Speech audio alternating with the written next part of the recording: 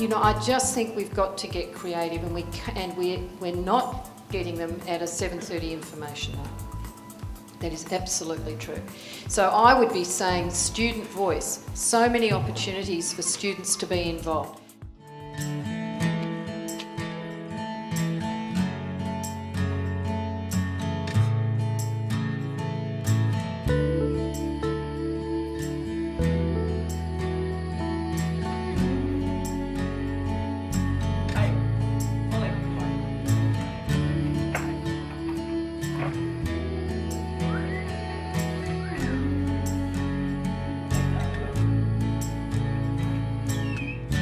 Got your message, I've been wondering where you'd gone. Don't be stupid, no one thinks you did. I've heard it a number of times, and it's just absolutely amazing. Kids have said that's exactly how we would be thinking. So very powerful resource to be using around this space, and I think it also reminds us yet again of that partnership between the home and the school, and most importantly with the students working through these issues. And that foundation, from my point of view, is the protective behaviour stuff, or something similar to it, to empower kids to clearly define where the lines are. Now, down the bottom of that particular page, you will see the name of a company called Childwise. There is a contact down there. I have already spoken to the lady down there, and she has made it absolutely clear that she will welcome your calls of inquiry. So let me start off by saying there's one resource for you that is available. And now you'll see there is a series of rights, but it's that top one is the crucial one. The top one is about that right to feel safe at all times, not when somebody else chooses. And that's the crucial part from where we're coming from. And the fact that there are the rights to say no, there's a right to privacy and all the rest of those things. But what we do is, the important thing is developing those structures, getting the preparation, defining it, and in some respects, and this is I think one of the big things that Robyn goes along, is that whole issue of cyber citizenship, which is the important thing. The correct use of an incredibly great resource. There's no doubt that the stuff that we have access to is brilliant. We've been able to, there are quantum leaps that we've made. But the thing is that there has to be some sort of extra support for it. Again, the legislation, this is even before we go to the Telecommunications Act. There are already legislation, there are offences you commit before you even get to the phone laws that are attached. You know that, for instance, in terms of sexual harassment, that's he or she. Unwelcome sexual advances, can it be done by phone? Absolutely. So in other words, you're breaking this, you're addressing this piece of legislation when you're doing that sort of nonsense.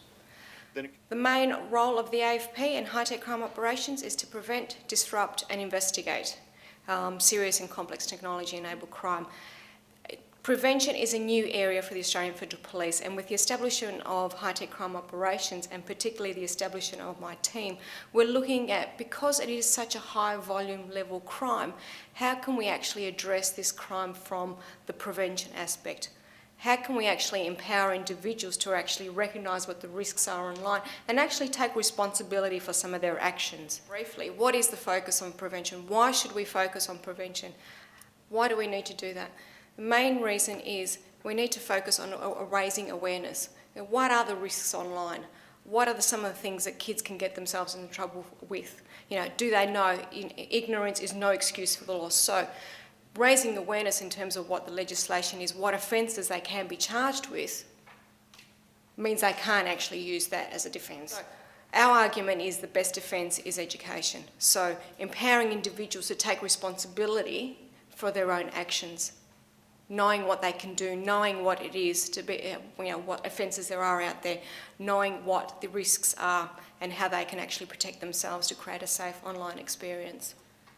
So when we talk about protecting your reputation, the sort of messages that we try and get across is, as hard as it is don't feel pressured to send those sexualised photos of yourself to others via mobile phones. The whole it's okay to say no message doesn't just apply to drugs, it doesn't just apply to alcohol. That message also applies to sending these images via mobile phone or on the internet.